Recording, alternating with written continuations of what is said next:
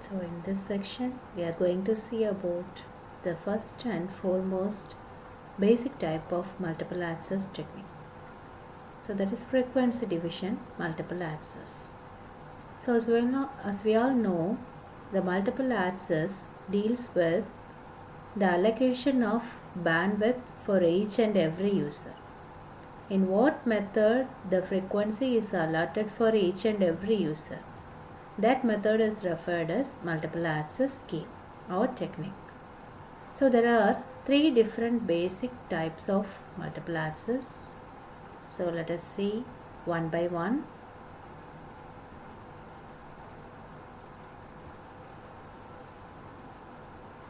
I'll share you the material.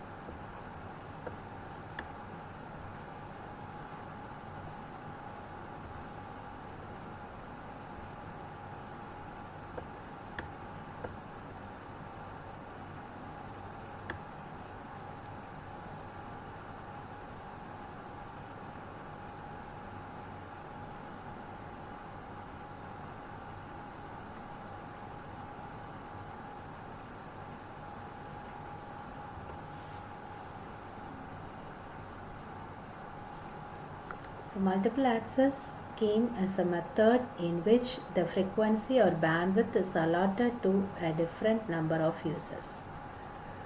The multiple access scheme is divided into three different types: frequency division multiple access, time division multiple access, and code division multiple access. In frequency division multiple access, the entire bandwidth is divided into a number of sub-bandwidth, and each sub-bandwidth will be provided for each and every user. The user will divide the sub-bandwidth again into two sections, and one section of bandwidth is utilized for forward communication and the second section of bandwidth is utilized for reverse communication. In time division multiple access scheme, time slot will be provided for each and every user. In that particular time slot, the entire bandwidth will be utilized by that particular user. For another time slot, the same bandwidth will be utilized by the second user. So this continues for each and every time slot. It is on a rotation basis. The time slot is provided for each and every user, and on rotation basis the user will utilize the bandwidth and the entire bandwidth will be used by the user.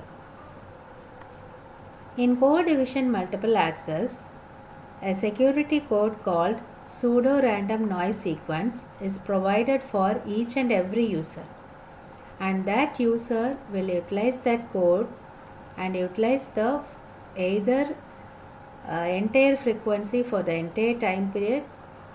They can utilize and perform the entire communication. So first let us discuss about the frequency division multiple access. Okay. So in FDMA, individual channels are assigned to each and every user, and the channels are assigned on demand to the user. So whenever the user requires the bandwidth, it is allotted to that particular user. And once the bandwidth is allotted for that particular user, no other user can utilize the same channel bandwidth. And also FDMA can be combined either with FDD duplexing or TDD.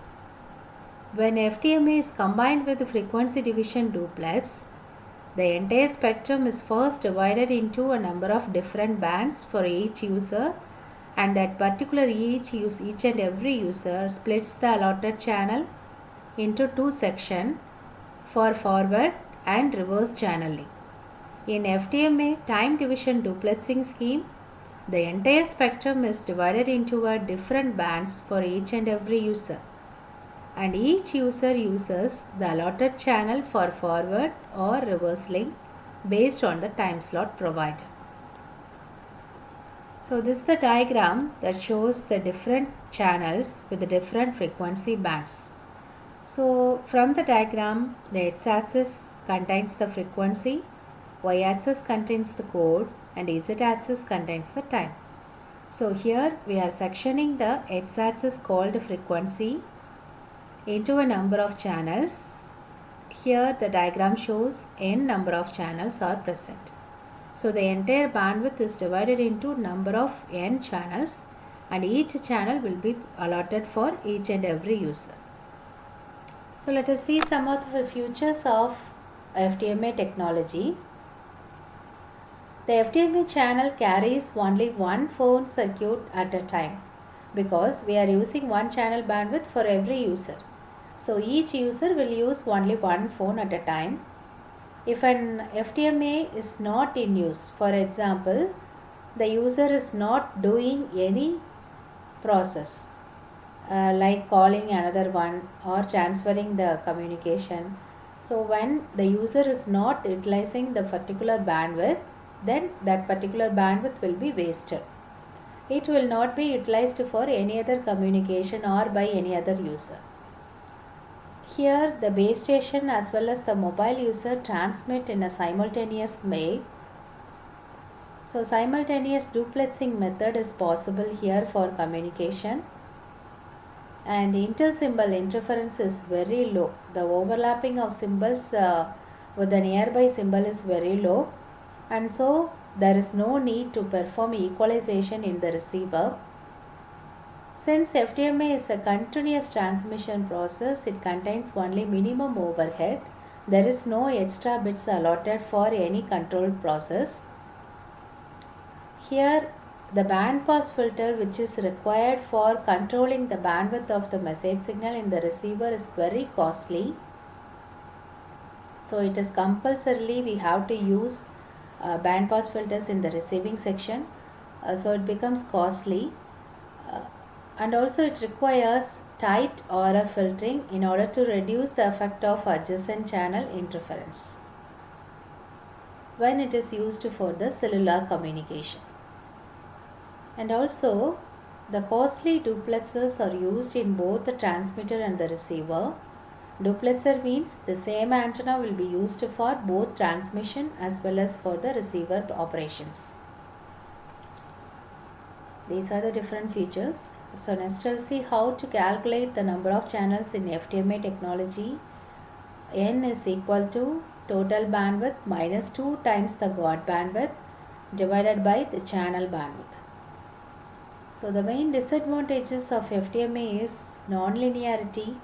So this non-linearity results in problem in the amplification process in the receiver, because the amplifier used is always a linear device, but non-linearity will make the amplifier also non-linear, and intermodulation frequencies are generated due to the effect of undesired RF radiations present in the channel when it is transmitted through wireless communication. Then signal spreading results in adjacent carrier interference in the FDMA technology. So these are the disadvantages of FDMA. Let us see one problem based upon the FDMA technology. It is an example problem that shows the calculation of number of channels for a FDMA system. If a United States analog mobile phone service cellular operator is allocated 12.5 MHz for each simplex band, the God band at the two edges of the allocated band is 10 kHz and the channel bandwidth for each user is 30 kHz. We have to find the number of channels available in FDMA system. So here what are the given values?